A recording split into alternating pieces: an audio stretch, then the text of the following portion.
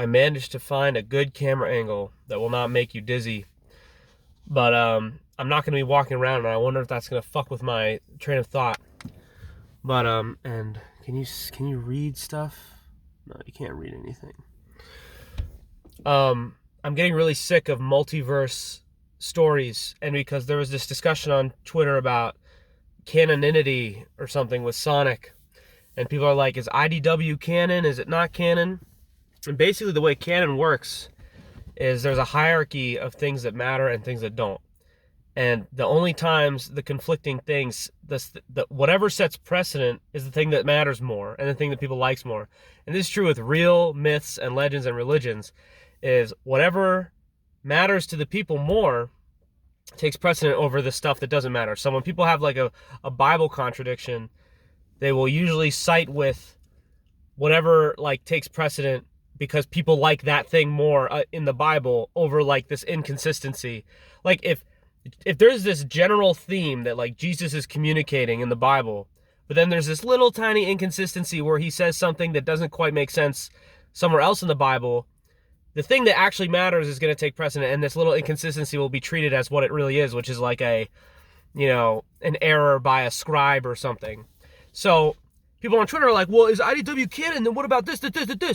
And basically, just like with Dragon Ball, like when they did this with Dragon Ball, when something doesn't make sense, like if there's a really successful video game, like a Sonic video game, and they retcon things that the IDW comics did, that's up to the comics now to retcon as well, because what people actually care about is what's going to dictate all the events that come after and before.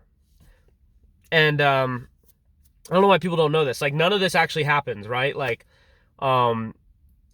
like Sonic is a ensemble of stories and characters that are written by various different types of people throughout, many decades.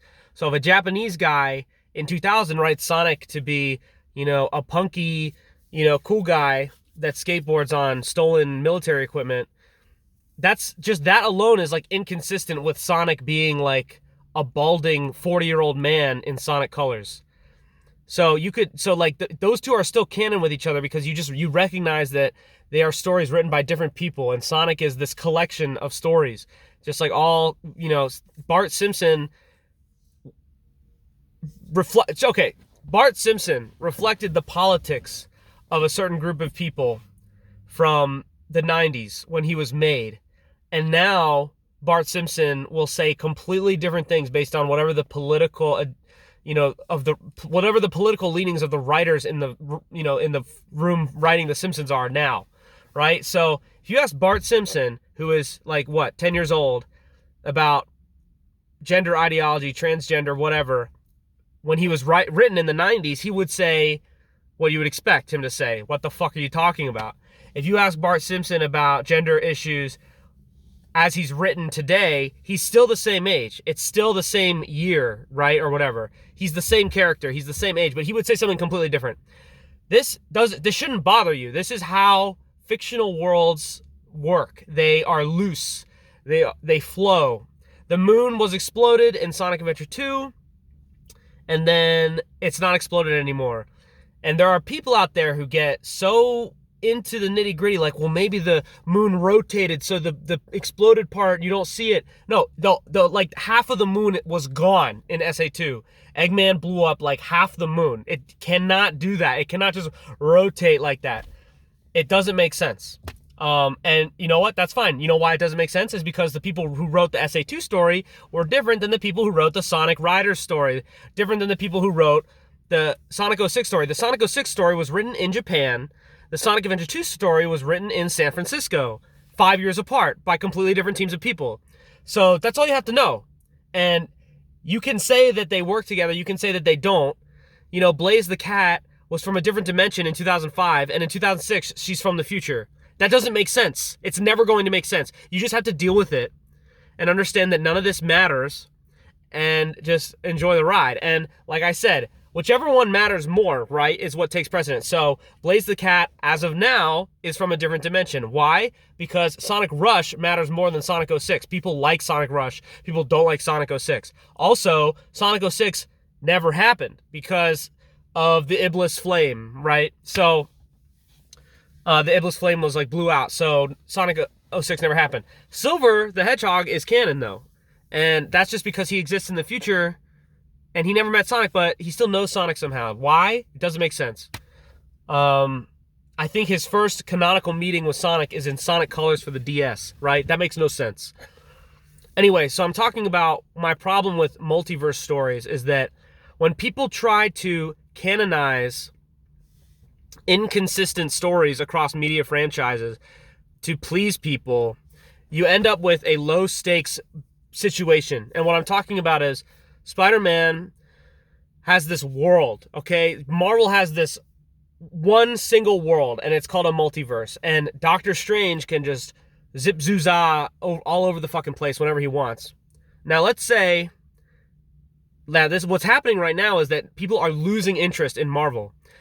So at some point, like this happens with everything, at some point, Marvel is going to completely restart. They're going to get rid of this multiverse, I think, at some point. Who knows when? They might not, but I'm pretty sure they will at some point to kind of reset the stakes.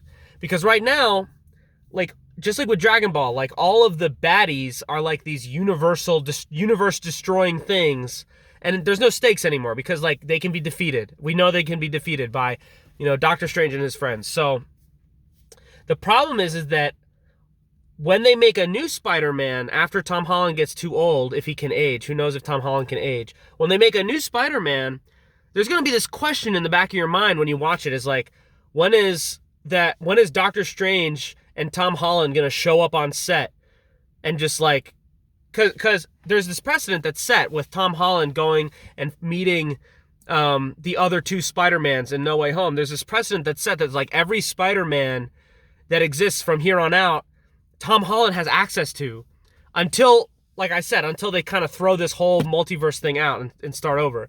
I don't know if they'll ever do that, but because of this precedent that all of these characters that have ever existed in the Spider-Man franchise, in the Marvel franchise, whatever, they all exist in a accessible set of universes that, Doctor Strange can access.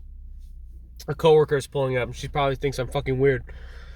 Because Doctor Strange can access, the 2001 Spider-Man guy, the 2012 Spider-Man, Andrew Garland, Tobey Maguire, because that's now a precedent set, it's kind of assumed that, like, all future versions of Spider-Man, if they ever want to do a future version of Spider-Man, is accessible by these other characters. And it lowers the stakes because if there's ever a bad guy that, let's say, just wants to destroy the city, let's say there's a bad guy that just wants to destroy New York, right? Like the Green Goblin or whatever. Who cares about that? Because Doctor Strange could just show up at any moment and, kick his ass. And it sucks. I hate when stakes get destroyed like this, because this is why Dragon Ball is absolute trash. It's because, like, it was so cool when Goku was fighting on Namek, and it's like just him being that far away was like stressful because it took him like 5 days on a spaceship to get to that planet, and now it's like he can just snap his fingers and go wherever the fuck he wants. He can go to other universes whenever he wants, and it's like, what's the point? There's zero stakes. There's no reason to watch. And then the problem is that when they made this new Dragon Ball movie, it was like Gohan's movie. It's like there's no stakes because Daddy Goku could just like show up at any moment and bitch slap this guy. And it's like they had this side plot, I think, in the movie where Goku was like busy training.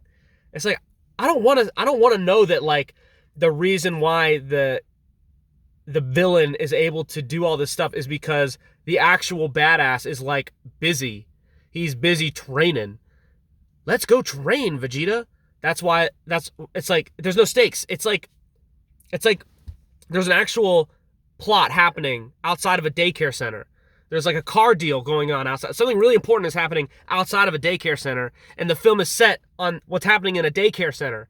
That's what the new Dragon Ball movie felt like. It felt like Gohan's adventure was like, it was like kids playing in daycare. Like, I don't care. That's not important. None of this matters. Goku is out there like fighting massive universe-ending gods of destruction, and then I'm supposed to care about his nerd son Gohan fighting Cell again. Like, no, that's never gonna work. I didn't go see this movie. I didn't take my son to see this movie. So that's my problem with these with this canon argument. Like, I've been rambling. I'm gonna try to take my points and condense them.